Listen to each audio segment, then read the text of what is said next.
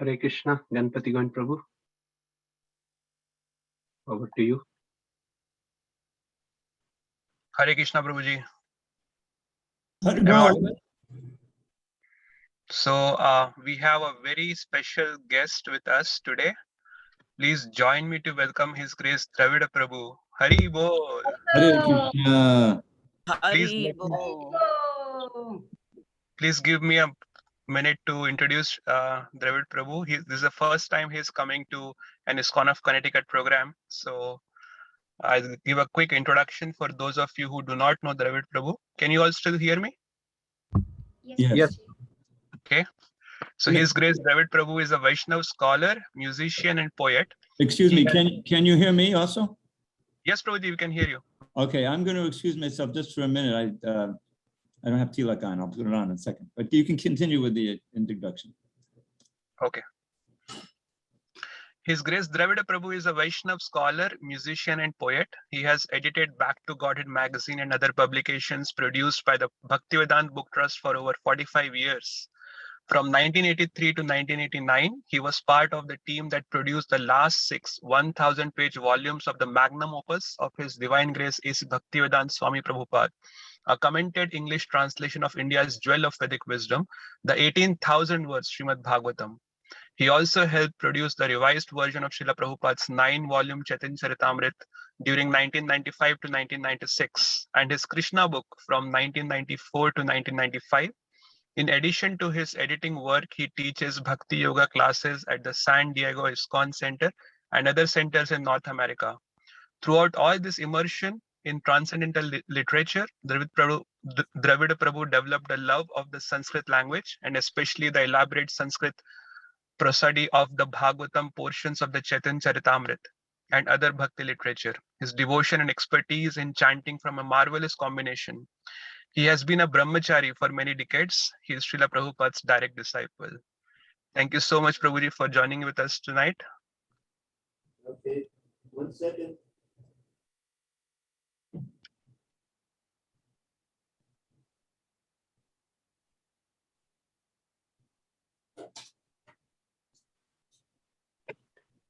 Prabhu, did you say something? I'm back. Did you hear me? Yes, Prabhuji, we can hear you. Go ahead, Prabhuji. Hare Krishna. Hare Krishna. Oh, sorry, I'm so unprepared. A lot going on this morning. So thank you for the introduction. I've invited a guest. I hope that's okay. Jessica Devi, who's in Tucson. And so today I'd like to focus on something called the Dasa Mula, which are 10 root philosophy, points of philosophy, which encompasses the entire teachings of Lord Chaitanya, his philosophical teachings.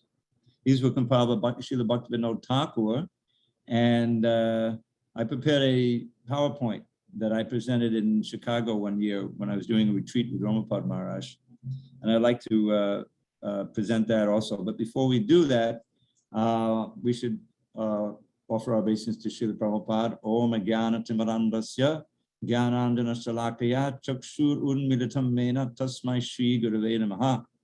I was born in the darkest of ignorance, but my spiritual master Srila Prabhupada opened my eyes with the torchlight of knowledge. I offer my humble obeisances unto him and all members of Sri Parampara. And now also to all the assembled Vaishnavas, Vancha Kalpatarubhyascha Kripa Sindhu Behevacha Patitanam Pavanebhyo Vaishnavebhyo Namo Namaha. So if you allow me, I'm going to share the screen and hopefully I can bring this PowerPoint up. Should work. Okay, whoops. Have it. All right, let me stop that and go back.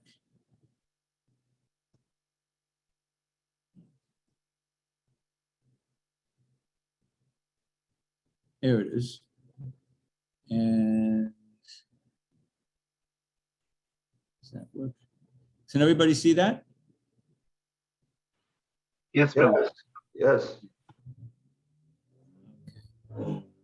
So the Gaudiya Vaishnava theology is the perfect balance of head and heart.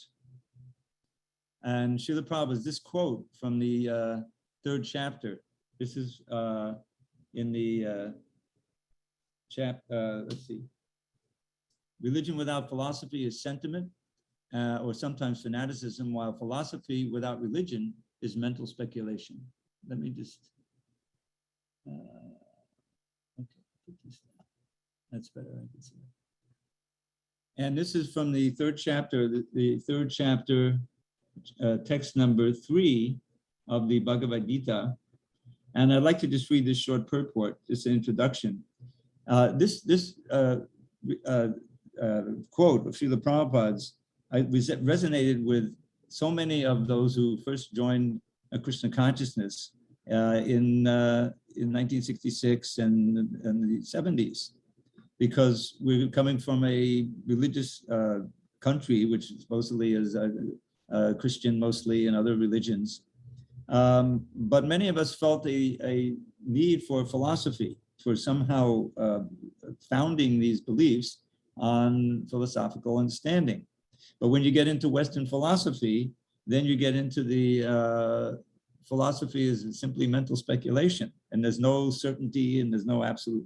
And so when we encountered Srila Prabhupada's wonderful presentation in his books, Bhagavad Gita and Bhagavatam and others, and the practice of Krishna consciousness, we saw that this was the real uniting and combination of religion and philosophy, which is so satisfying.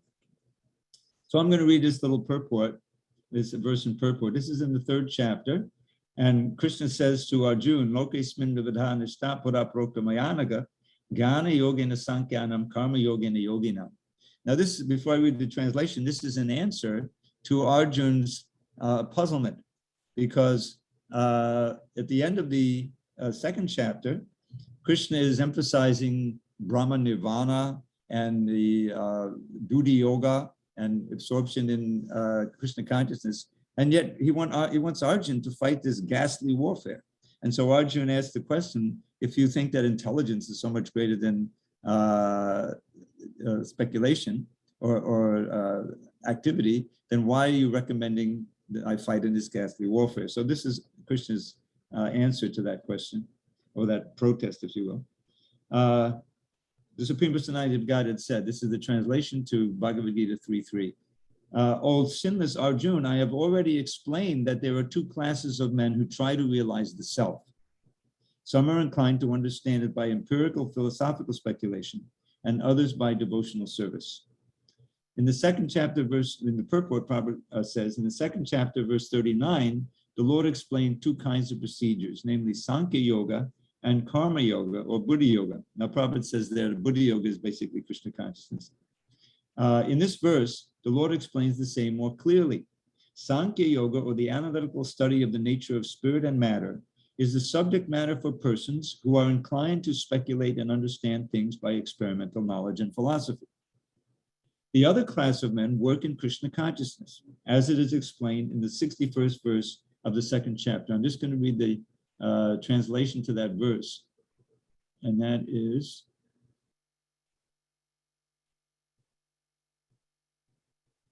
one who restrains his senses, keeping them under full control, and fixes his consciousness upon me, is known as a man of steady intelligence. Now this comes in a series of verses, or after a series of verses, where Krishna is explaining the Mahabhagavata, how he completely gives up all involvement in sense gratification, completely withdraws his senses from sense gratification, just like the turtle. And so now this is the first verse in the Bhagavad Gita, second chapter, text 6-1, where he mentions himself as the ultimate object of yoga, as the object one should fix his consciousness on. So this is, so Srila Prabhupada is referring to that verse in the purport to text 3 of chapter 3. The other class of men work in Krishna consciousness, as explained in the 61st verse of the second chapter, which we just read the translation. The Lord has explained also in the 39th verse that by working by the principles of Buddhi Yoga, or Krishna consciousness, one can be relieved from the bonds of action. And furthermore, there's no flaw in the process. The same principle is more clearly explained in the 61st verse, that this Buddhi Yoga is to depend entirely on the Supreme, or most specifically on Krishna, And in this way, all the senses can be brought under control very easily. Therefore, both the yogas are interdependent as religion and philosophy.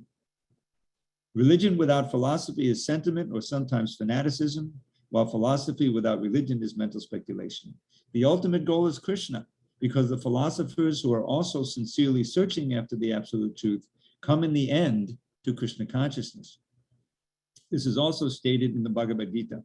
The whole process, and that's Bahunam Janmanamante, after many, many births of cultivating knowledge, one is truly in knowledge, surrenders unto me. Such a great soul is very rare. The whole process is to understand the real position of the self in relation to the super self. The indirect process is philosophical speculation, by which gradually one may come to the point of Krishna consciousness. And the other process is directly connecting with everything in Krishna consciousness. Of these two, the path of Krishna consciousness is better because it does not depend on purifying the senses by a philosophical process. Krishna consciousness is itself the purifying process, and by the direct method of devotional service, it is simultaneously easy and sublime. Now, that's my introduction to the Dasa Mula, which we're going to study step by step here. These 10 roots of Gaudiya Vaishnava philosophy were gleaned by Srila Bhaktivinoda Thakur. Can everyone see the screen? You can all see this, right? Yes, Prabhu. Okay. The teachings to Sanatana Goswami in the Chaitanya Charitamrita. This is the most detailed explication of philosophy in the Chaitanya Charitamrita. And if you read the TLC, you'll see that it comprises several chapters, most thorough. So from all of those teachings, Bhaktivinoda Thakur, he gleaned these 10 points, which encompass our entire philosophy. And so it's very nice to have this. And I'll make this PowerPoint available to you. And anyone can share it. So I'll just chant this verse. It's a very beautiful verse. Amnaya prahatatvam hadamiha paramam sarva shaktim rasabdim tadbinam shangsta jivan prakatika valitam stadvimuktam stabhavat veda veda prakasham sakalam apihare sadhanam shuddha bhaktim sadyam tad pritameve tu padishidishariye Godachandro Bhajetam. I worship Lord Gaurachandra, who teaches these 10 points. The absolute truth. 1, the absolute truth can be known only through the Vedic literature. 2, Krishna is the absolute truth, the Supreme Personality of Godhead. 3, Krishna possesses infinite and varied potencies. 4, Krishna is the ocean of rasa, relishable, loving exchanges with his devotees. 5, every soul is Krishna's minute separated part. 6, certain souls are swallowed up by Krishna's illusory external energy. 7, certain souls are released from the grasp of Krishna's illusory external energy. 8, all spiritual and material phenomena are simultaneously one with and different from Krishna. And 9, pure devotional service to Krishna is the only means of attaining the goal of life.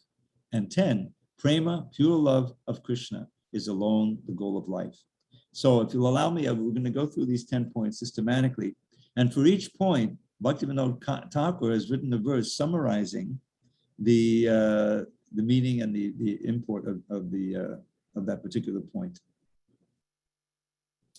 So we begin with Amnaya Prahatatvam. Quote, the Vedic literature received in the parampara of realized souls alone can give us real knowledge of the absolute truth. And this is from Bhaktivinoda Thakur's Jaipadharma, I believe. So how do we know what we know? This is an essential first step. When you read the Tattva Sandarbha, which I had the great opportunity to work on with Gopi Pranadhana Prabhu, the whole Sandarbha is establishing the Srimad Bhagavatam as the ultimate pramana. Pramana means a source, a scriptural source of which we can have faith in about what to do and what not to do and to achieve the ultimate goal of life. At the very end of the 16th chapter of the Bhagavad Gita, Krishna says, Tasmat Shastra Pramanam Te Karya Karya Vastita Yatpa Shastra Pradanoktam Karma Karta Miharasi. Therefore, O Arjuna, you should accept Shastra, revealed Shastra, as the ultimate pramana, evidence for what to do and what not to do. for Dharma. And having understood what Shastra says, one should actually act according to Shastra as a matter of duty. Very important section of the Bhagavad Gita, the last 4 verses culminating in that verse. So now he explains why the Vedic literature is the ultimate pramana, or the amnaya. Amnaya is the Vedic literature received in parampara of realized souls. Because as we know, and Srila Prabhupada so often pointed out, the Vedic literature, especially Bhagavad Gita, can be misinterpreted.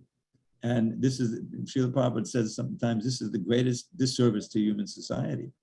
So Srila Prabhupada, largely his mission, a good part of his mission was presenting the Bhagavad Gita and the other literatures we have as they are, as they're meant to be understood.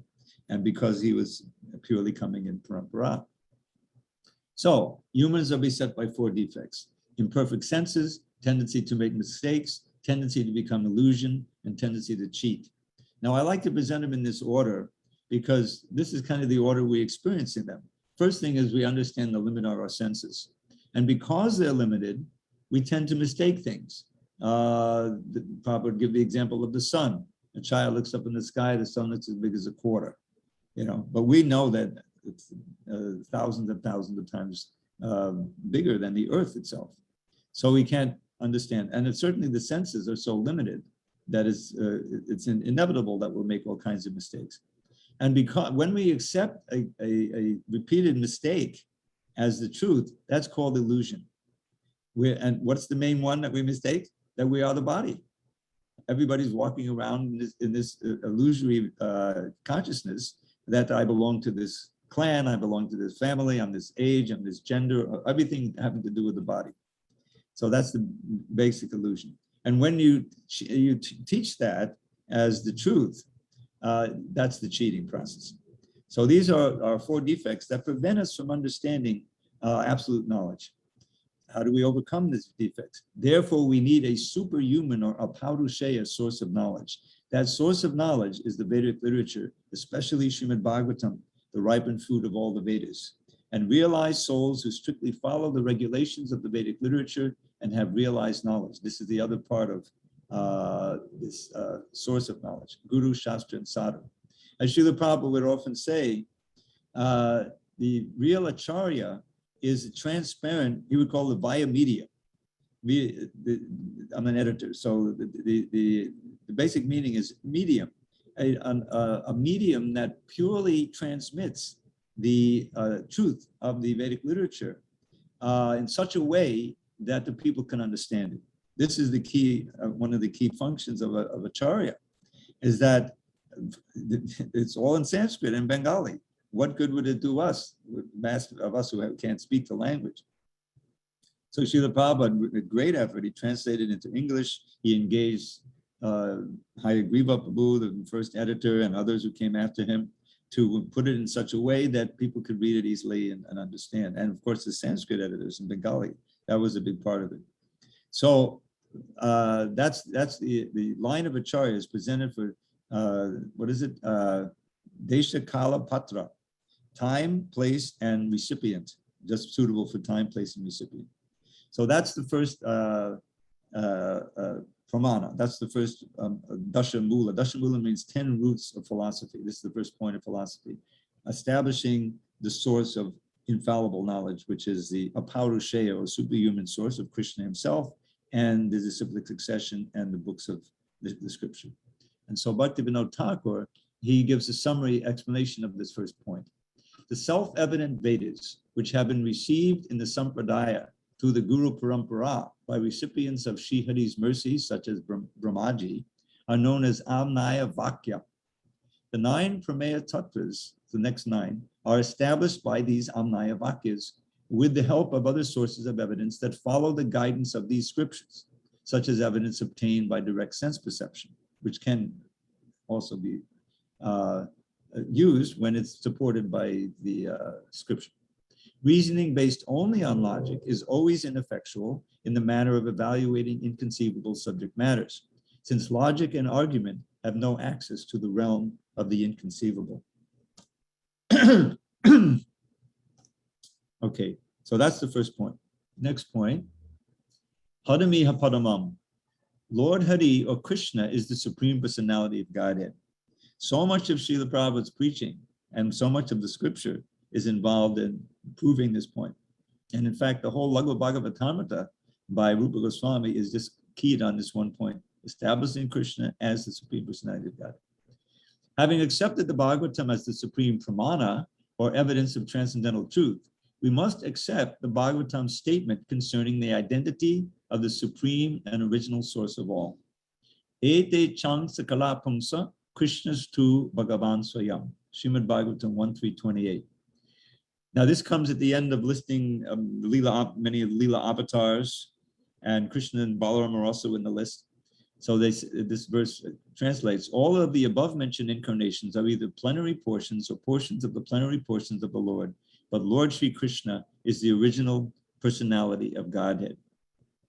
Now Jiva Goswami has flagged this verse, this half a verse really, as the Paribhasa Sutra of the entire Bhagavatam. That means it is the foundation of all the philosophy and everything else that comes. It is the root of the entire presentation of the Bhagavatam. So you can understand how important it is.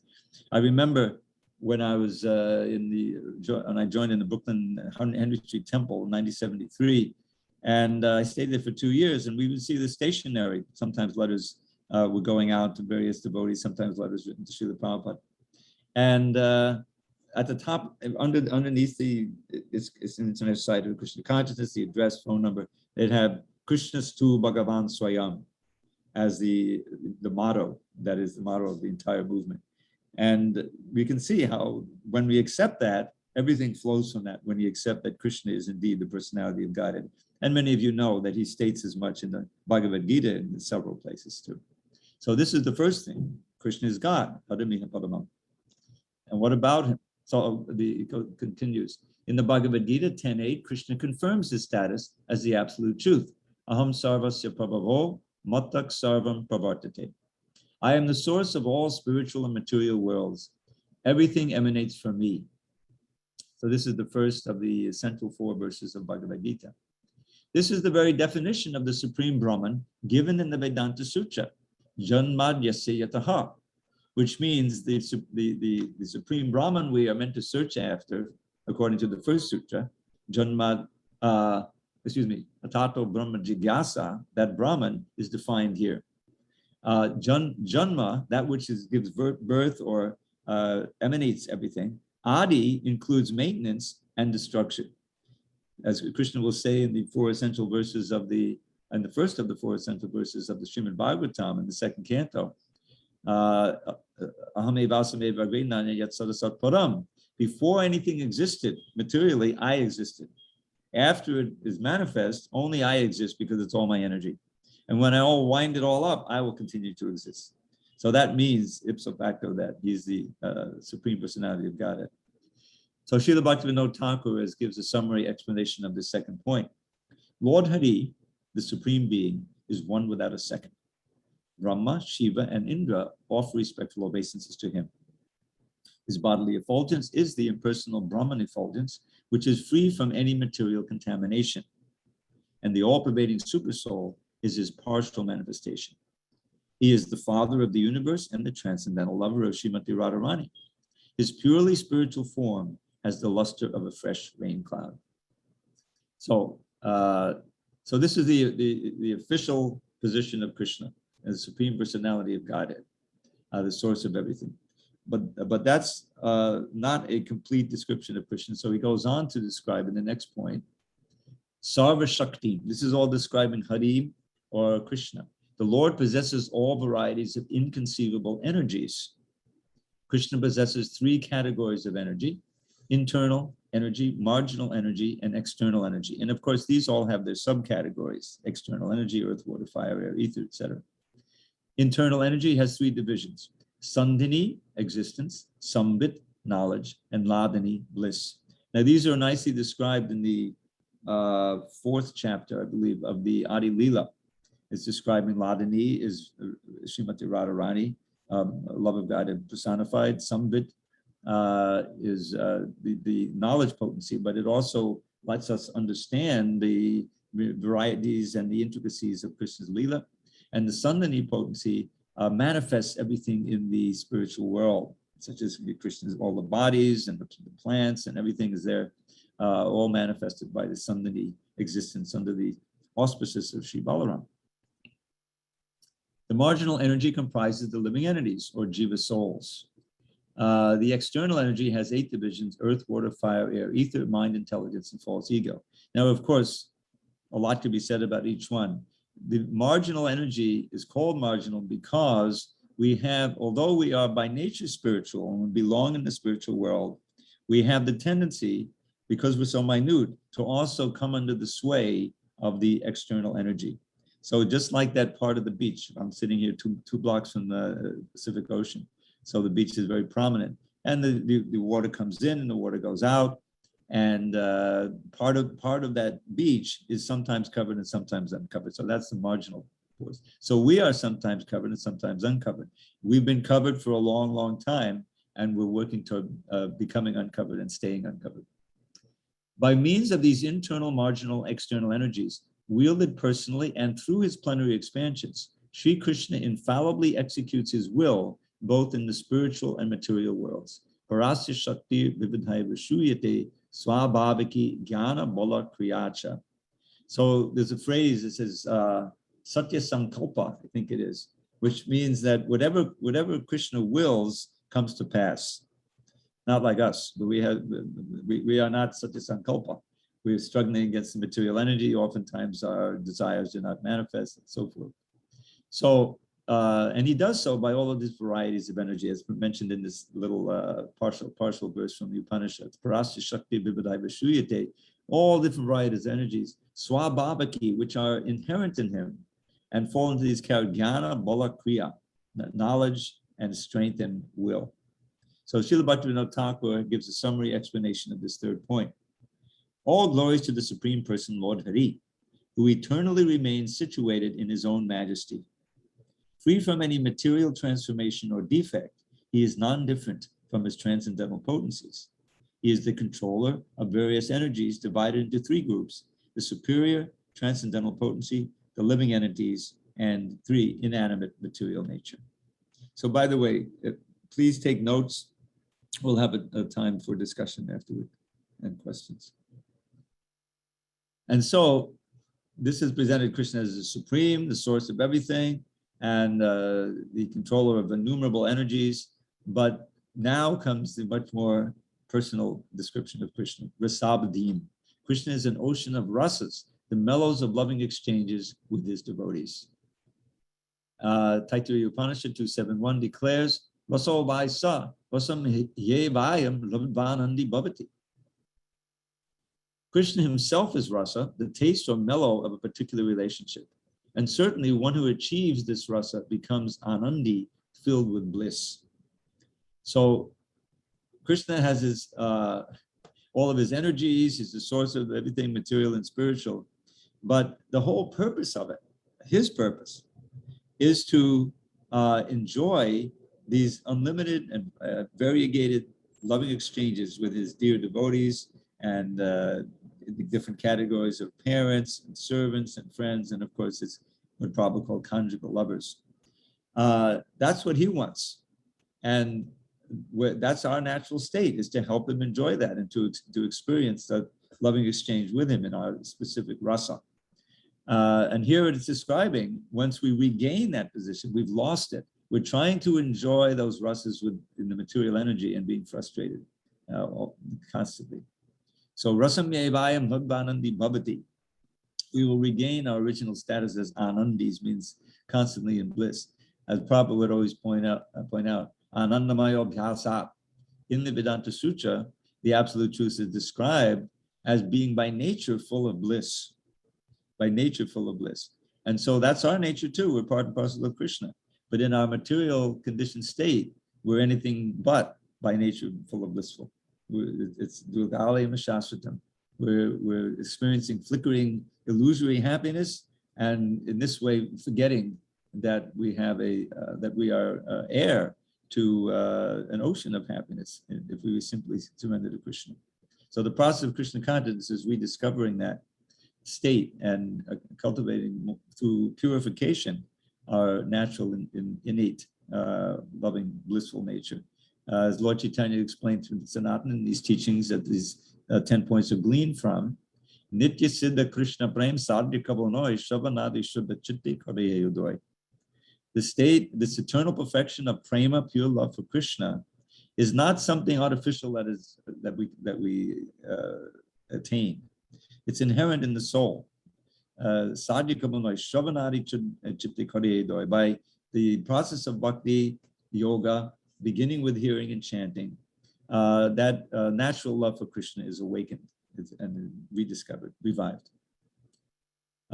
Because Krishna is all attractive, full in six opulences, beauty, strength, knowledge, fame, wealth, and dispassion, he can reciprocate perfectly with any living entity who surrenders to him and directs his loving devotion toward him. Akala Rasamana Murti, these are the first words of the Bhakti Rasamana Sindhu, meaning that Krishna is the personification of the nectar of all different rasas. He can reciprocate with everyone in their specific rasa. So that's the description of Krishna. Now, just for those who are somewhat familiar with another classification, in describing Bhakti Yoga, we often hear these three, and this is also present in the teachings to Sanatana Goswami. Chaitanya Mahaprabhu introduces this idea. What is it? Sambandha Gyan, Abhideya Gyan, and Prayojana Gyan. Knowledge of the relationship between God and us and the material world. So that is essential knowledge. And all of these first 7 of the last 9 points, the first point was that how we know what we know. They all deal with Sambandha Gyan. Who is God? Who is the living entity? What's the relationship? And what this world is. And so now these first points have discussed who is the Supreme, Krishna, and he is full of all energies, and he's also an ocean of rasa. Now we'll discuss who we are. Oh, sorry, first Bhaktivinoda Thakura's summary, explanation of this 4th point. Krishna's Swarup Shakti possesses 3 divisions, Ladini, Sambit, and Sandini. The transcendental loving exchanges created by the Ladini Shakti keep Sri Krishna captivated in bliss.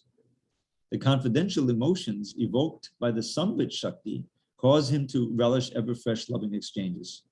The spiritual realm of Sri Vrindavan Dham, brilliant and pure, has been manifested by the Sandini Shakti as the arena for his eternal loving pastimes. Thus, in Sri Vrindavan, Sri Krishna remains ever immersed in the eternal nectar of rasa, the pastimes of divine loving mellows. Okay.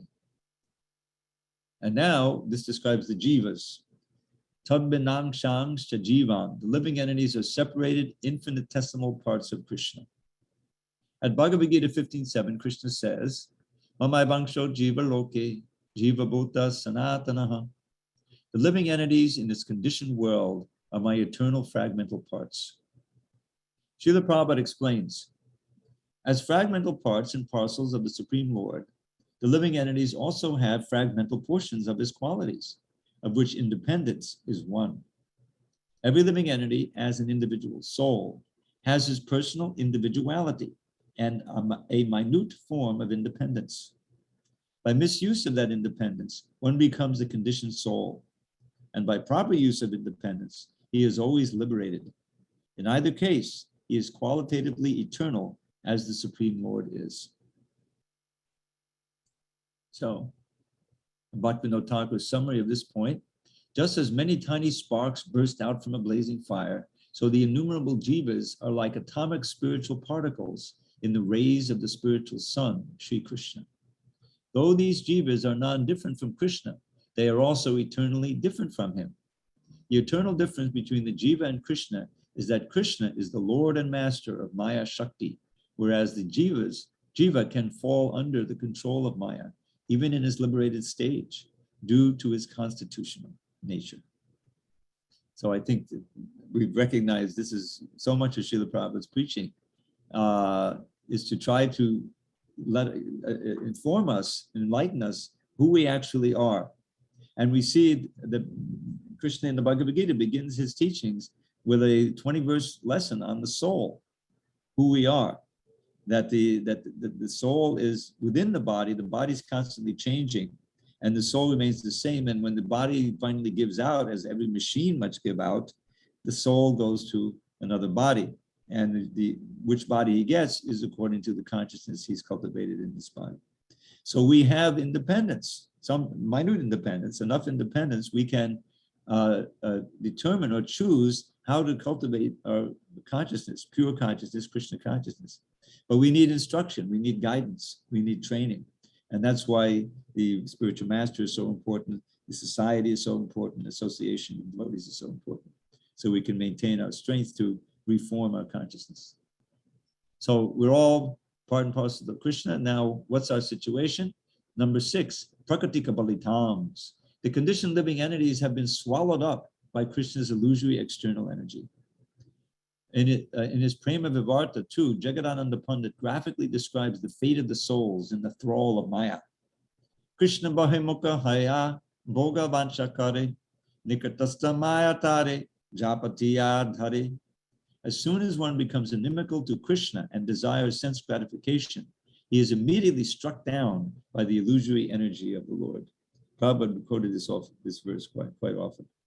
And it's something we can experience even as devotees. If we become slack in our sadhana and we become attracted to sense gratification, immediately we feel the effect of the material energy, we become distressed, and we lose our sense of connection to Krishna. So this is our own decision. This is where our independence comes in, to constantly endeavor to become more and more Krishna conscious through the process of chanting the holy name and all the other process of sadhana we've been given. Similarly, in the Chaitanya Charitamrita Madhya 21:17, Lord Chaitanya declares to Sanatana Goswami, Krishna Buli se jiva anadi bahimukha ataeva maya tare deha sansar dukkha. Forgetting Krishna, the living entity has been attracted by the external feature from time immemorial. Therefore, the illusory energy, Maya, gives him all kinds of misery in his material existence. Now, there's a great interest when someone learns this philosophy. Well, how did we ever come down here? Why would we give up that life of eternal knowledge and bliss and existence and come to this place of birth and death, old age, and the threefold miseries? And the only answer is that because we are, Prabhupada would always answer it this way. And there's one letter, if someone's interested in this subject, called the Krowental Letter. It's actually an attachment to a letter he wrote to Mahaprabhu Swami in the early 70s. And he explains the whole process. And the key phrase there is that formerly we were with Krishna in his lila or sport. And somehow we became attracted to be independent of Krishna. And so we enter this kind of a dream existence. In one sense, we never left the spiritual world because the spiritual world is all pervading, just like Krishna. But we're dreaming these material existences, one after another. And we're absorbed in that dream. We suffer just like you suffer in a nightmare. It's very, very real. But ultimately, it has no substance, just as the body has no substance. So we want to wake up from these successive dream-like states and come back to the reality. And that's what going back home, back to Godhead means. Okay, now Bhaktivinoda Thakura summarizes this point in his explanation. By his original nature, the living entity is an eternal servant of Krishna. Krishna's bewildering energy, Maya, punishes those living entities who give up their service to Krishna and become concerned with their own happiness. She binds them with the ropes of the three modes of material nature, covers them with gross and subtle bodies, and throws them into the miserable bondage of fruitive work, thus repeatedly causing them to experience happiness and distress, even in heaven and in hell. Hare Krishna. But thankfully, point number 7, Tadvimuktangs bhava. Some souls are released from the grasp of Krishna's illusory external energy, and we are all striving to become those fortunate souls, much better than winning the lottery. In the Bhagavad Gita 4:9, Krishna says, Janma karma chame divyam evam yoveti tatvataha jakva deham punarjanma naiti mamekti sojana. Srila Prabhupada quoted this verse practically more than any other verse, except for Sarva Dharma Parityajya. Very, very often he quoted this verse. One who knows in truth the transcendental nature of my appearance and activities does not, upon leaving the body, take his birth again in this material world, but attains my eternal abode, O Arjun. Later in the Gita, Krishna promises, Manmana bhava madbhakto madhyajimam namaskuru mama vaishasi satyam te padijane priyosime. Always think of me, become my devotee, worship me, and offer your homage unto me. Thus you will come to me without fail. I promise you this because you are my very dear friend. So, Krishna, he wants us to come back. He's proactive in this. He comes, as we all know, we just celebrated Janmashtami. This is 4:9 and 4:7. We just read, Krishna says the famous verse, everyone knows this verse, Yadai Yadai Dharma Sagrana Bhavati Bharata, Abhyutanam Dharma Siddhadamanam Sujamyaham. Whenever and wherever there are a rise of a dharma, discrepancies in the dharma, at that time I manifest myself, I appear. Now, why does Krishna bother? He's got millions of gopis to enjoy with and friends in the spiritual world, and he doesn't need to come here. But he has, as he says at the end of the 5th chapter of Bhagavad Gita, Sudhidam Sarvabhutanam, he's within our hearts as our best friend, well-wisher, as eternal, your ever well-wisher, as Srila Prabhu would sign his letters. So that means that although we have forgotten our relationship with him, he has not forgotten his relationship with us. As Prabhu would often give the analogy, a son grows up, he gets restless, he leaves home, he wanders around, goes to San Francisco, and living on the street, whatever. And the father is always, the parents, and father and the mother are always anxious. When is he going to come back? When is he going to text us? When is he going to write so we can go pick him up? So they're always thinking the son may be doing so many nonsense things, but the father is always thinking, how can I help the child? So Krishna claims, and he declares in the 14th chapter, Aham bija pradakvata, I am the seed-giving father of every living entity. So Krishna stays with us as the super soul. He's trying to give us good instruction, but we're not listening. So he gives us the intelligence by which we can act in the material world. But ultimately, Krishna consciousness means finally coming in contact with that super soul, but externally, by means of the guru, by means of the shastra. The same teachings are there that we can actually perceive and hear.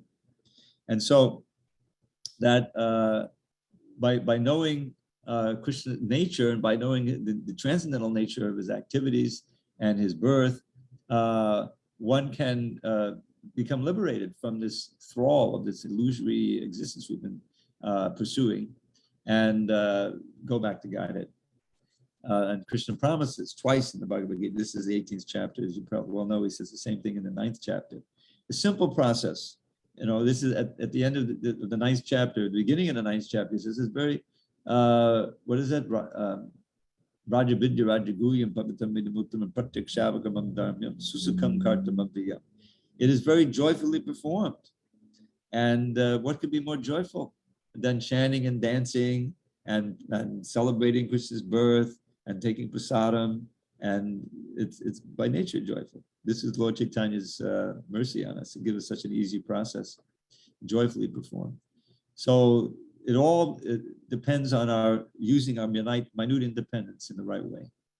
So this is the nature of the jiva now, and now he gives this summary, which you'll probably all recognize. First, Bhaktivinoda Thakura summarizes the explanation, the 7th point. While wandering among the higher and lower species in the material world, a fortunate conditioned soul may meet a Vaishnava absorbed in the flowing mellows of devotional service and gain a taste for following the Vaishnava way of life. By chanting the holy name of the Lord, the soul gradually becomes free from its conditioning. Step by step, he then realizes his original, constitutional, transcendental form and becomes qualified to taste the pure spiritual mellows of direct service to Sri Krishna. Now, just a little side point here. In the Srimad Bhagavatam, in the 2nd chapter of the 1st canto, many of you may be familiar with this series of verses, beginning with text 6. The sages asked, O Sutta, you're so learned in the Shastra, please summarize all the Shastras and explain to us what the supreme dharma is by which the soul can actually come to steady and eternal satisfaction. And so Sutta Goswami answers with this famous verse, Savai Pangsang Paro Dharmo Yato Bhakti Hokshaje. Ahaituki Apratiyata Yatma Supersedity. That supersedity means full satisfaction.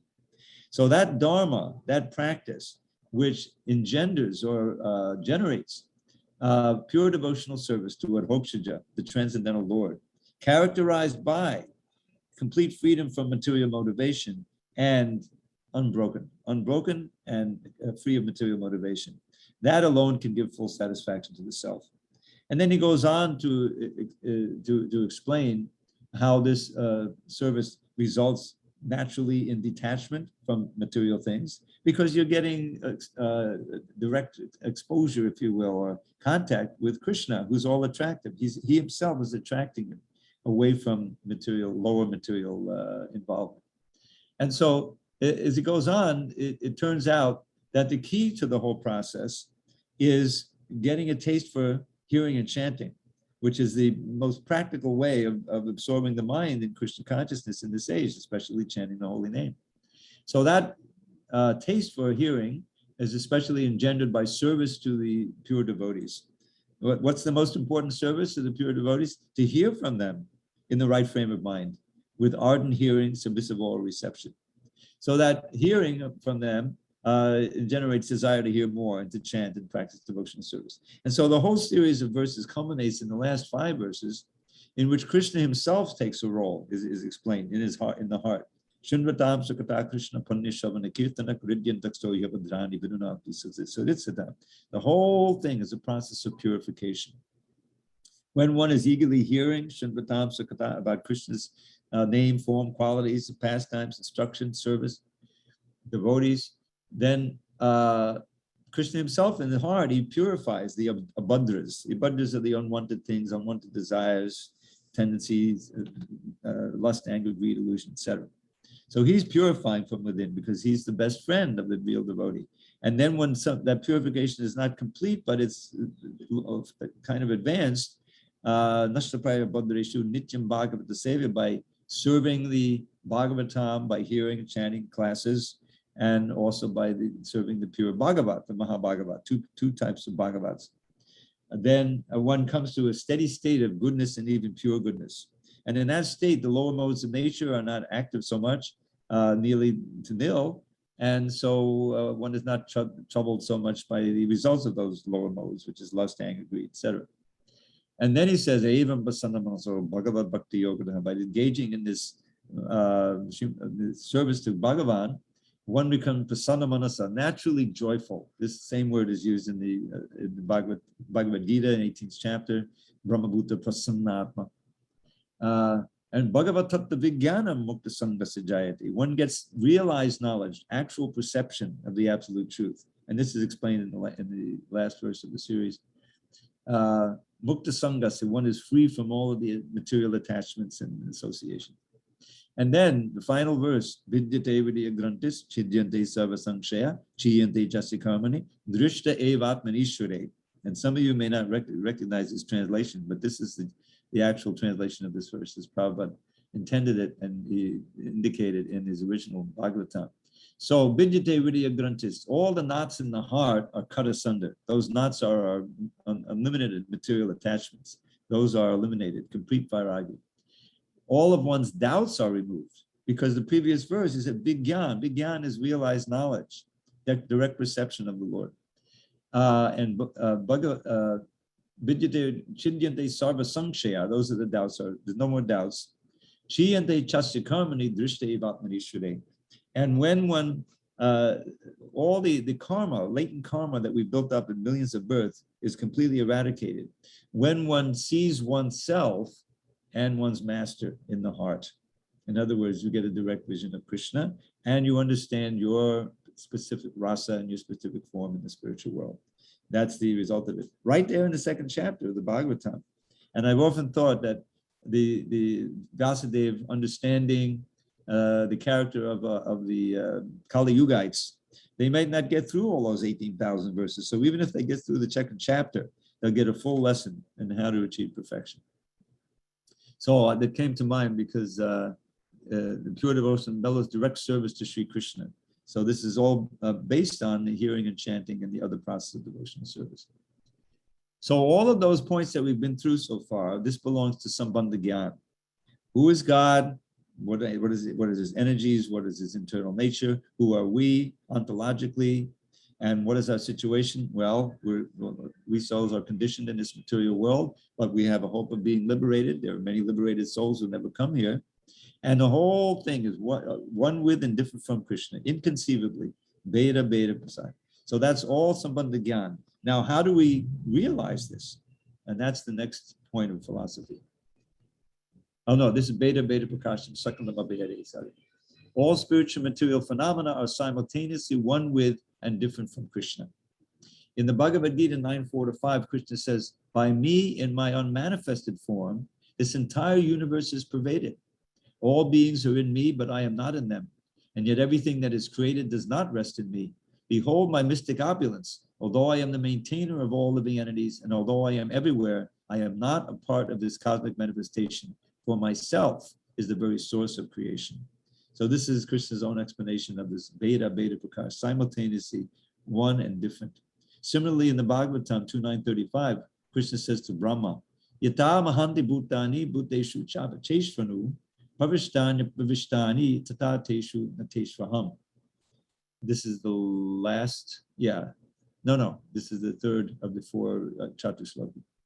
Know that as the universal elements enter into the cosmos and at the same time do not enter into the cosmos, so I myself also exist within everything created, and at the same time I am outside of everything. So this is, we're getting to the one of these statements that are there throughout our literature, throughout our scripture. They remind me of the famous koans, that you find the Buddhists have the koans, one hand clapping, famous thing. But the Upanishads also have so many. Apanipado Javanangrahita. He has no hands, but he can grasp everything. He has no feet, but he can run faster than everyone. All of these seemingly paradoxical statements. He's everywhere present in the material world, but he's simultaneously not in the material world. So this is Beta, Beta, Prakasham. Lord Chaitanya gave this as a reconciliation of so much of the different points of philosophy of other schools, that inconceivably, that word achintya is often added at the beginning, achintya beta beta tattva. And what's important about it for us personally, I've often thought about this, is that in Bhakti Yoga, we often emphasize the beta part, the fact that we're different from Krishna. The last thing we want to do is to merge into the form of Krishna, or even into the Brahma Jyoti. As Prabodhananda Saraswati so famously says, Kaivalyam nadakayate. For one who is a follower of Lord Chaitanya, has been empowered by him, this merging, Kaivalya means oneness with God, is equivalent to hell. It's the last thing you want to do, because there's no chance of any bhakti. In order to have bhakti, there has to be the bhakta, there has to be the receiver of bhakti, Bhagavan, and the process of bhakti. None of that is there as soon as you merge into the Brahma Jyoti, or God forbid, into the form of the Lord. So therefore, beta, we're into beta. But the abeta part is also important. And that is that we share Krishna's basic qualities in minute degree. And one of those qualities is, as I mentioned before, Anandamaya Vyasat. Anandamaya means full of bliss. Our natural position, and this is hard to fathom in our state when there's so much difficulty in the material world, Dukali and Mashashtam. But that's our natural state, to always be blissful in service to Krishna. Sthai Bhava. That's what's going on in Goloka Vrindavan. So therefore, when we are enjoined that the ideal of bhakti, as expressed by Rupa Goswami and everyone else in our line, beginning with Lord Chaitanya, is to be completely unconcerned about one's own pleasure, but to be constantly, eternally focused on giving Krishna pleasure. Sometimes, it's hard to see how they're doing that. The gopis, they're arguing with Krishna. Lalita is chastising him, and all of these things in the higher rasas, the conjugal ras. But all of that is giving him pleasure. As he says in the 4th chapter of the Adi Lila, very important chapter, when my mother chastises me and she ties me with a rope, this steals away my my mind from the words of the Vedas. In other words, formal worship is one thing, but when you really want to try to love Krishna and serve him, that's what he really is out for and what he relishes. So all of that makes sense when we understand we're part and parcel of Krishna. We have his qualities in minute degree. So when we serve Krishna, miraculously, we're pleased. It's the most pleasing thing to do. And for a devotee, he becomes, the pure devotees become completely distasteful for any self-motivated activity. Sense gratification doesn't even enter their minds. Like the famous verse of Yamunacharya, Yadavadi Mamacheta Krishna Pada.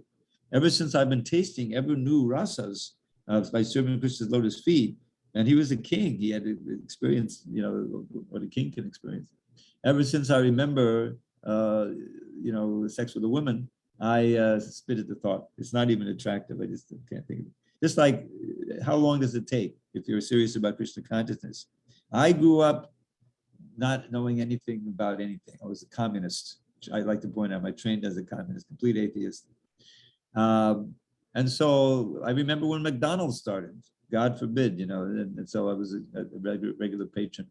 And it never even crossed my mind that this was a sinful activity. It never even crossed my mind that there's so much suffering behind this hamburger I'm taking, But now, at this point, I can't even imagine. It's not attractive. It's just horrible even to think of myself engaging in such activity, eating the flesh of a cow. So that's a gift of the philosophy and the process of devotional service of Srila Prabhupada that bring it to reality. That's the actual reality, how abominable such activity is. So that's the blessings of intense devotional service as we've been given it. So that's Beta Prakasham, and Bhaktivinoda's summary of this point. The entire spiritual and material creation is a transformation of Sri Krishna's energies. The impersonal philosophy of illusion, Vivartavad, is not true. It is an impurity that has been produced by Kali Yuga and is contrary to the teachings of the Vedas. The Vedas support Achintya Beda Beda Tattva, inconceivable oneness and difference, as the pure and absolute doctrine. And one can attain perfect love for the eternal absolute when he accepts this principle. And this Vivartavada means that that Shankaracharya posited that Vedavyas made a mistake, that seeing that the absolute, it could be transformed when in creation of this world, because he didn't understand the Beta platform, that Krishna, or God, can be simultaneously aloof. Excuse me, 1 second.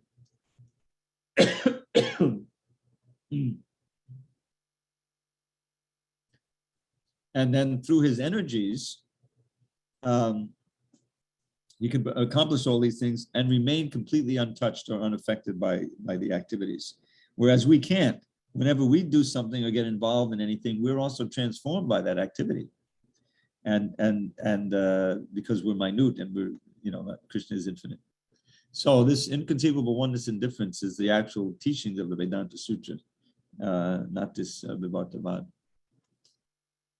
Okay, so now after all of this, how do we realize the truth of these points? And that comes the sadhana. This is the Abhideya Gyan, the 1 point of Abhideya Gyan. Sadhanam Shuddha Bhakti. Pure devotional service to Krishna is the only means of attaining the goal of life. In the Srimad Bhagavatam 11:14-21, Krishna says, Bhaktyaham ekaya grahya. Only by practicing unalloyed devotional service with full faith in me can one obtain me, the Supreme Personality of Godhead. And Krishna reiterates in the Gita 18:55, probably another very often quoted verse, Bhaktyamam abhijanati yavan yastasmi tattvataha tato mam tattvato gyatva vishade tadanantaram. One can understand me as I am, as the Supreme Personality of Godhead, only by devotional service. And when one is in full consciousness of me by such devotion, he can enter into the kingdom of God. Later in the Gita, 1865, Krishna promises, Manmana bhava madbhakto madhyaji mam namaskuru mame vaishisi satyam te patijani piyosimi. Always think of me, become my devotee, worship me, and offer your homage unto me. Thus you will come to me without fail. I promise you this because you are my very dear friend. And it bears reiterating something I quoted earlier, in the very teachings of Lord Chaitanya to Sanatana Goswami, he points out in the section about sadhana, in the Abhidheya Gyan section, Nitya Siddha Krishna Prem Sadhya Kamanoi, Shavanadi Shuddha Chitti Kateyador, that this eternal perfection of prema, pure love for Krishna, is not something alien to the soul that he artificial that he brings in. It's already innate. It's just buried, covered. And by the process of bhakti, beginning with hearing and chanting about Krishna, the heart becomes purified, and that natural love awakens. It awakens in the heart. So it's just a question of purification. So the sadhana is Shuddha Bhakti. That Shuddha Bhakti is very important, unmotivated by any material covering. And finally, what's the goal? Oh no, sorry, Bhaktivinoda Thakur's summary. One should perform the 9 processes of regulated devotional service, namely hearing of Krishna, chanting about him, remembering him, offering him prayers, worshiping him, serving his lotus feet, acting as his servant, becoming his friend, and fully surrendering to him. One who faithfully practices these processes every day certainly achieves pure love for Krishna. And as Prabhu would point out, okay, if you can't practice 9, if you practice 8, 7, 6, 5, 4, 3, 2, or at least 1. And the 1 usually is hearing, and which was perfected. The perfect example of that is Parikat Maharaj achieved full perfection just by hearing Bhagavatam for 7 days. And finally, the sadhya. Prema sadhyam tat pritamevi. Prema, or pure love of Krishna, is alone the goal of life. In the Chaitanya Mandusha, a commentary on the Bhagavatam, declares, now this is another summary of Lord Chaitanya's teachings, with a different emphasis. Aradyo Bhagavan Brajeshatana Yastadhama Vrindavanam Ramya Kachadupasana Vardavadu Vargena Yakalpita Srimad Bhagavatam Pramanamamalam Prema Pamato Mahan Shri Chaitanya Mahaprabhu Matamadam Tatradara Naparaha. The Supreme Personality of Godhead, the son of Nanda Maharaj, is to be worshipped along with his transcendental abode Vrindavan. The most pleasing form of worship for the Lord is that performed by the gopis of Vrindavan. Srimad Bhagavatam is the spotless authority on everything, and pure love of God is the ultimate goal of life for all. These statements, for which we have the highest regard, are the opinion of Sri Chaitanya Mahaprabhu. Srila Prabhupada often quoted this verse. So Bhaktivinoda Thakur summarizes, the spiritual aspirant then attains his original spiritual form, and the exalted pure love of Madhura Ras arises within him. He bears in his heart the pure love of the intimate associates of Shri Shri, Radha, and Krishna in Brajabhumi. He becomes full of bliss in that state of pure love, and his happiness exceeds anything in this material world. He attains the supreme service of Lord Krishna in the Lord's transcendental pastimes. So, now just a quick summary here of the benefits of studying the Dasha Mula. Srila Bhaktivinoda Thakur writes, one who studies and carefully follows this Dasha Mula, which means 10 roots of philosophy, casts far away the material disease of ignorance. Then, through the association of saintly devotees, he obtains the soul-nourishing ecstasy of love for Krishna and becomes fully satisfied. And let's see if there's any more here. I think that's the end of our slideshow. So I'm going to stop sharing. And if there is any question or discussion on these points, we can entertain it now. I have gone a little over time, but I was encouraged to do so I don't feel too guilty. Yeah, Hare Krishna Prabhuji, please accept my humble obeisances. All glories to Srila Prabhupada. I have 2 quick questions. In one of the, I think, trying to see which one it is. Oh, the 6 opulences. One of the translations that Bhaktivinoda Thakur says is dispassion. Now we read it as renunciation. Is it the same thing? It's just in a different word? Well, the word is vairagya, right? I mean, the Krishna has these 6, and you may know the verse. Aishwarasya samagrasya viryasya yashisakshya jnana vairagyayos chaiva shunnam bhagi tingana. Now, vairagya literally means a lack of raga, a lack of desire for usually material things, right? For material experiences. sense gratification. Prabhupada often translated this as renunciation. But when you analyze it, in the English word renunciation is closer to what in Sanskrit is called tyaga, which Krishna talks about in the 18th chapter, which is titled what? The perfection of renunciation, right? So Krishna is talking about tyaga there in the first part of the chapter, etc., which literally means giving up. We also practice tyaga to a certain degree. Four regulative principles are central. There's no way of dovetailing, meat-eating in Krishna consciousness. You have to give it up. Illicit sex, intoxication, gambling. And there's others also. So that's tyaga. But vairagya is more essential to us because it's simple tyaga, if that's your main practice in trying to elevate your consciousness. Prahlad Maharaj, he criticizes that. You know that prayena deva munayo savamukti kama maunam chanandi vijanena parata nishta. He's saying for the most part, these learned transcendentalists. I'm sorry about that. All right, I'm sorry, I should have turned that off. Let me just, give me a second.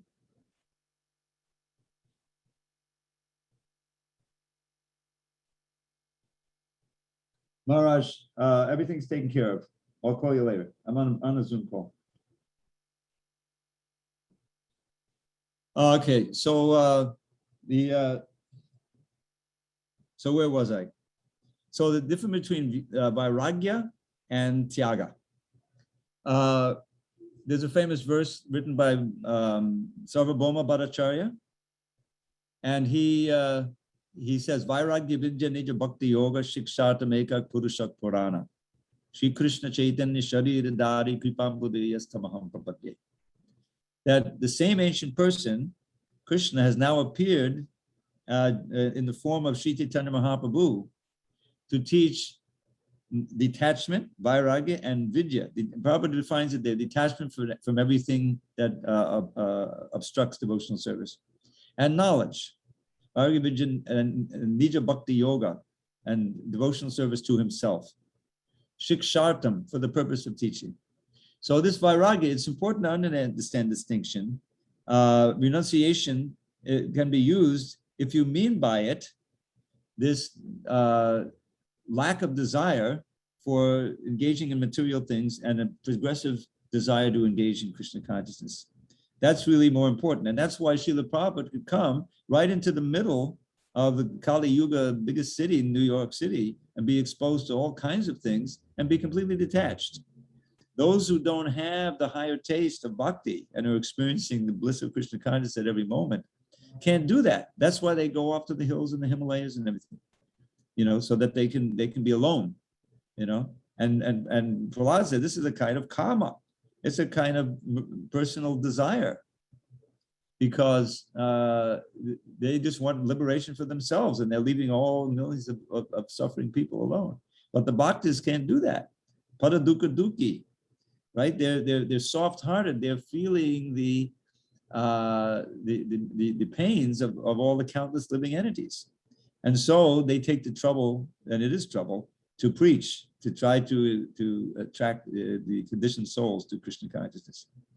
And so that's the difference between vairagya. That's why I said it as dispassion, because that's the real essence of it, is this development of vairagya. In those verses I quoted from the first canto, second chapter, the second verse in the series, Vasudeva Bhagavati Bhakti Yoga Prayojitaha Janayat Yasu Vairagyam Jnanam Chayadhoitakam. By engaging in such pure devotion as described in the first verse, to Adhokshaja, the transcendental Lord Krishna, one quickly develops knowledge and detachment. And they all go, they always go together. By becoming knowledgeable of the miseries of this material world, and the fact that trying to enjoy in this world causes the miseries, then one will develop detachment. Along with he's practicing bhajan, he's chanting Hare Krishna and getting the higher taste. So that's why I use that word dispassion. Okay, is that Thank you, help? Prabhuji. Okay. Yes, Prabhuji, that's very clear. Thank you very much. And I don't know, maybe other people have something to ask, but I have another quick thing to ask. You talked about hearing and chanting and pure devotional service. Now, a lot of us hear a lot. I was speaking for myself. I hear a lot, but I don't know how much of it is transformed into my personal life. In other words, how much I'm acting upon what I'm hearing. So does hearing alone purifies, or you have to have that second part where you're actually acting on everything you hear, or at least most of what you hear, to have that cleanliness of heart, to change, Yeah. or to have that change of purification? Well, this is why, as Prabhu explained, this is why he established a society of devotees, because it's impossible to do it alone as a neophyte. One needs the association of devotees, of a pure devotee, and of a society where you can come together and hear and chant together. And there are those who are more experienced who can train you and so forth. It's very difficult to do Krishna consciousness alone. It's meant to be in congregation. That's why the basic process is Sankirtan. Sankirtan means chanting Hare Krishna together. Now, but japa is very important, and that's also often done alone. Although Prabhupada, encouraged us to chant in the temple. We have the temple there. But the idea is that Prabhupada called it submissive all reception. There's a word in the Bhagavatam that's often used. It's used in the series of verses, and it's used in the second verse of the whole Bhagavatam. Shushusho. Shushusho means it's obviously coming from the word to hear, shavana, but it carries within it the implication that you hear and then you put that into activity. So it has the idea of service also. So that Shushusho Prabhupada would translate as submissive all reception, and sometimes as ardent hearing. Ardent hearing means that you're hearing with the intention of absorbing the knowledge and putting it into practice. That's your intention. You're not just checking it out, as a guest. That's fine, but you're actually really eager to learn how to put the process in practice so it becomes as effective as possible, as quickly as possible for you. Now, Srila Prabhupada put so much emphasis on his books, studying them, reading them, distributing them, printing them, because as soon as you open one of Prabhupada's books and read it, you're getting his association. You're getting the pure vibration in a form that's accessible to you.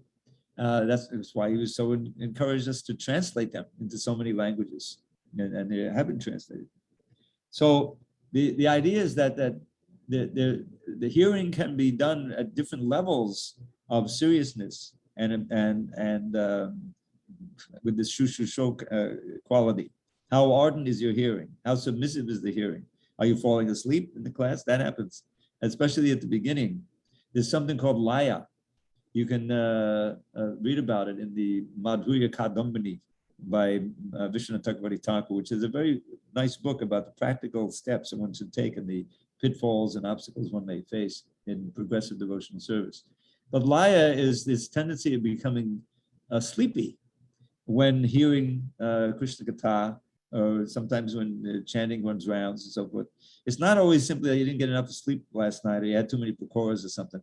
It also means that the mind is rejecting this because the mind is so committed to the material way of thinking, and the whole thing is being challenged. So it's a way of defending itself and keeping you in Maya. That's why it said the mind can be the worst enemy. So there's so many different levels of hearing. And my own experience, and maybe if I have time, I'll share some of these verses with poems, is that memorizing verses is a nice discipline for the mind, because the verses embody the philosophy in so many ways. We have so many lists of verses that Srila Prabhupada would quote, and that we find especially inspiring, different prayers from Kunti Devi or Prahlad Maharaj or others, and they help fix the mind. The sound vibration of the Sanskrit has its own potency, and Prabhupada encouraged us to chant it and to memorize it possible. And so much of these prayers are exactly to this point of please help me conquer this wandering mind. There's one prayer I'll share with you from the Stavamala. And this is a prayer integrated into Krishna's pastimes. There's a beautiful book called Ashtadasha Lila Chanda, 18 long verses, special verses called Chanda verses, very metrical and advanced, that summarize Krishna's Vrindavan Lila. And in between the different Lila, there's standard kind of verses, but they're also very poignant and pertinent. So this one especially moved me many years ago when I first encountered it. And so it comes after a pastime where Krishna is tending the calves, and he's tending the calves in the Gasura, and he expands himself in Brahma, Vimohan, like that.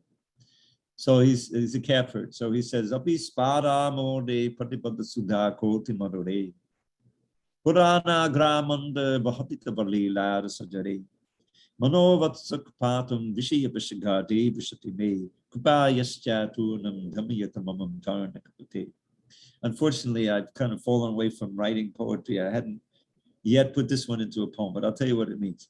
He says, my dear Lord Krishna, although the nectarian stream of description of your pastimes is flowing very nicely within the Srimad Bhagavad Purana, still the calf of my mind has wandered away from that stream and has gone into the ditch to find the swill of sense gratification.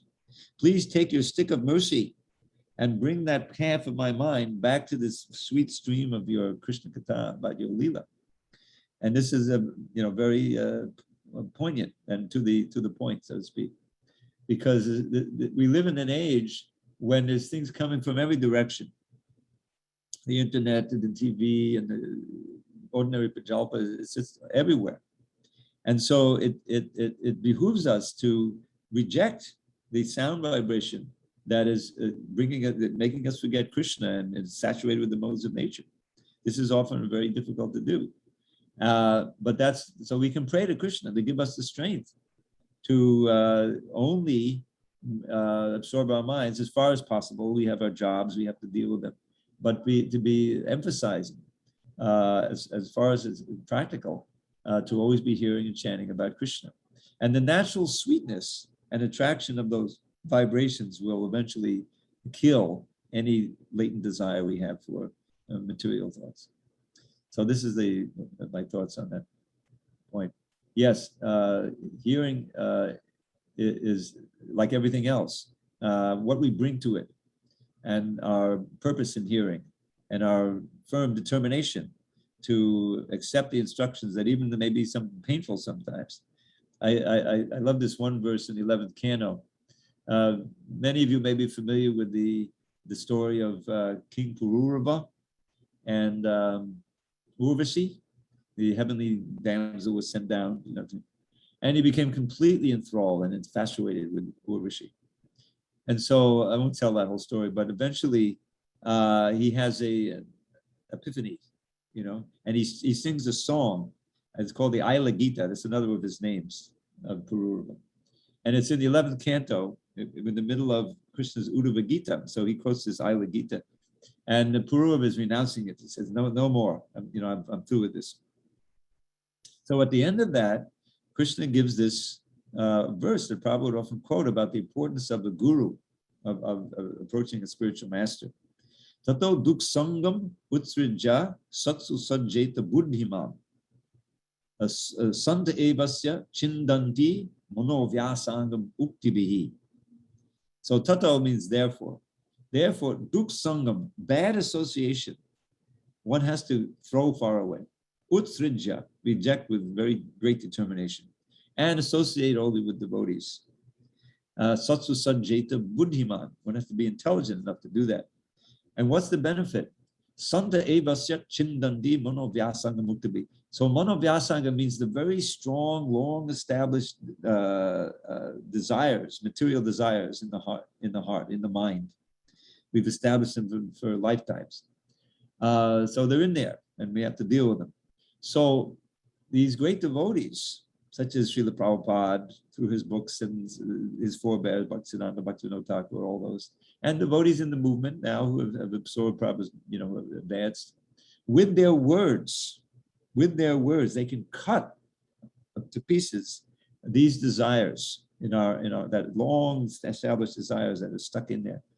Manovyasagam uktabi chindanti. Chinda means that they can cut them with their words.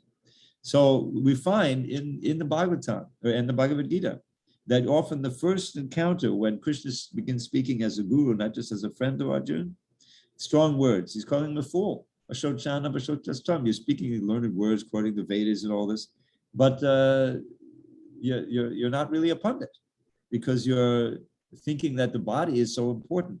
Ashocana, you're lamenting for what's not worthy of grief. And in the beginning of the Bhagavatam, in the 5th chapter, 1st canto, when Narada Muni comes down and Vyasadeva is lamenting, he said, do you think really that the mind and the body are the object of self-realization? You've written all this literature, but not enough of it as purely glorified Krishna and Bhakti and the devotees and the incarnations. And it's like a pilgrimage of place for crows, much of what you've written. It's heavy words. So we need that. We need to have someone that we surrender to and we're willing to be guided by and even chastised by. That's a great value. And devotees, when you hear about Prabhu's Leela, so many remembrances are there, especially Satsvarup Maharaj, who was so surrendered, and then he would be chastised, and he would love it, and the devotees would praise him, how fortunate you were, you got chastised by Prabhu. Because it means he loves us. He's taken the trouble to confront us and confront our anarthas and cut them out with his strong words. So that's what it often takes, and that's why we probably started an association, and we come together, and we have leaders, and we have spiritual masters. And if you're not fortunate, we have to be able to read Prabhupada's books, and when it gets heavy and challenges our misconceptions, to accept them and transform our lives according to those words. I hope I dealt with your question to some degree. Hare Krishna. Yes, Prabhuji. Thank you very much. Okay. Anyone else? Hare Krishna, Prabhuji. Dandavat Pranam always to Srila Prabhupada. Yeah. Prabhuji, I have one question. How do we have a determination to memorize the verse? And what are the tips to memorize the verses? Oh, tips. I have tips. I have a Dravida's 6 easy steps in learning verses I can send out to you. And there are certain, we have to learn how each word is pronounced, each syllable is pronounced. We have the Sanskrit pronunciation guide. And we have to learn how to suss out the meter.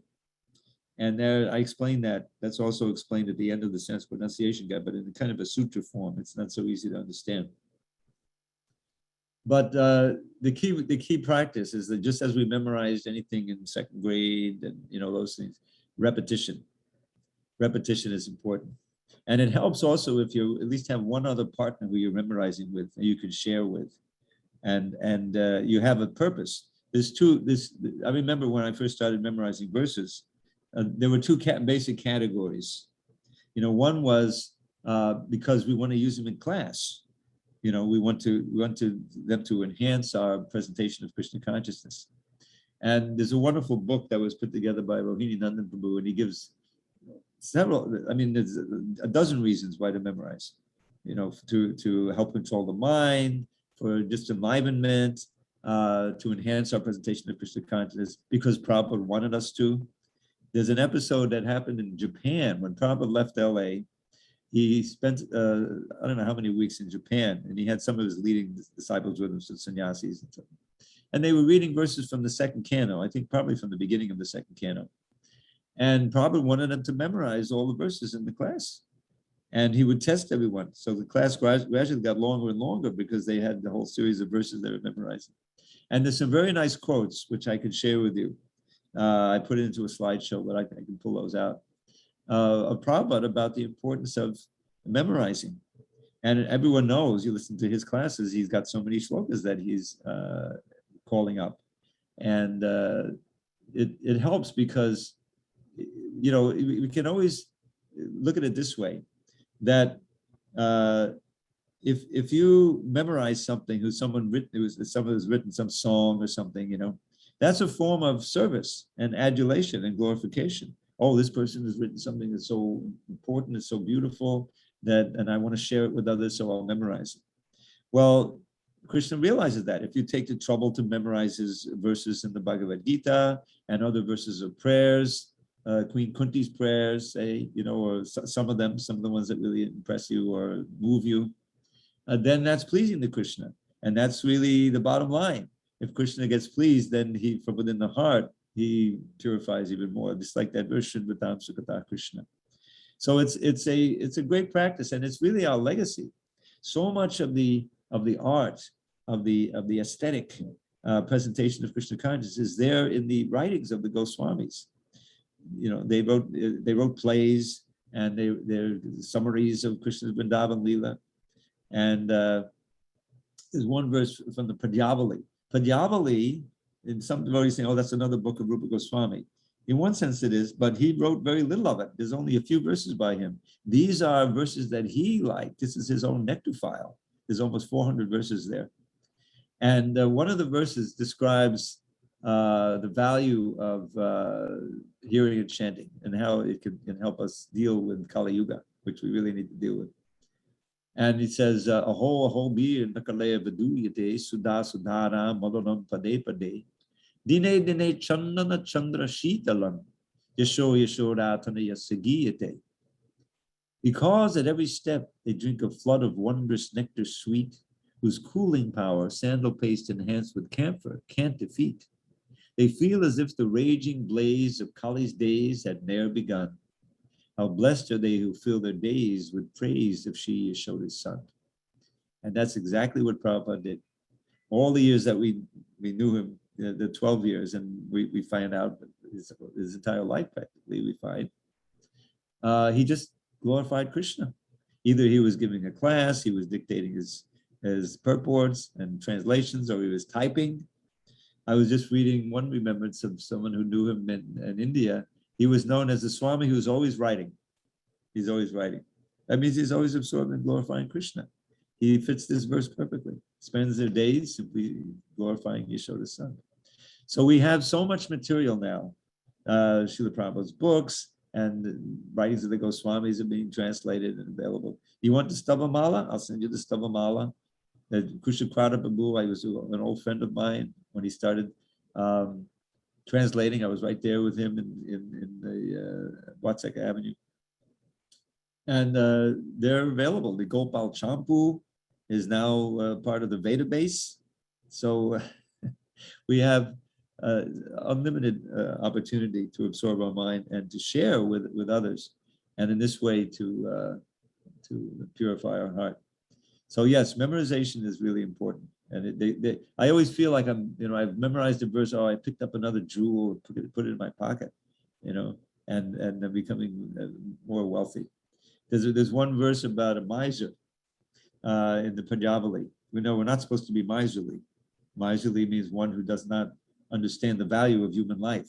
So Arjuna says, Karpa Nadosha, because of this miserly weakness, I'm not wanting to fight. So I'm surrendering to you as a guru.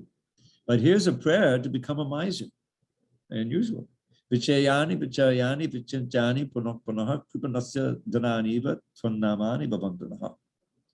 Compelled to constantly collect and count his precious hoard, the miser contemplates his wealth with avaricious aims. Please bless me to become a miser who's compelled, O Lord, to constantly collect and count and contemplate your names. So greed is good when it's greed for Krishna. Krishna bhakti rasabhavitam ati kriyatam yadikutopi labhyate tatta laulyam api mulyam ekalam janma koti sukataya nalabhyate. Laulyam is greed. So the Krishna bhakti rasabhavitam ati was the phrase that Prabhupada translated as Krishna consciousness. It means the mind absorbed in Krishna bhakti ras. If you can buy it somewhere, you should buy it. That's what the second line says. But the only mulyam, price, is the laulyam, is your greed for it, your ardent desire for it. How to get that ardent desire? That's not so easy. You can't get that desire or the Krishna bhakti by any amount of pious activity, material pious activity.